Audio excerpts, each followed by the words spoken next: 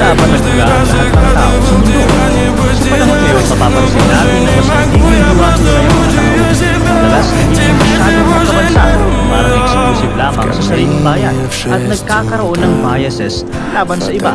Pero ito, magugulat kayo sa katotohanan na sa likod ng lahat ng pagkakaibang nakikita natin ngayon, mula sa lahi, kultura at bansa, isang lokasyon lang ang pinagmulan natin lahat. Anong lugar ito?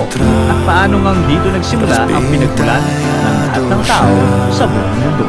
Dahil kung isa nga ang pinagmulan ng tao, bakit nagbago at nagkahiwa-hiwalay ang mga ito? Paanong nagkaroon ng ibang pamilya, kultura at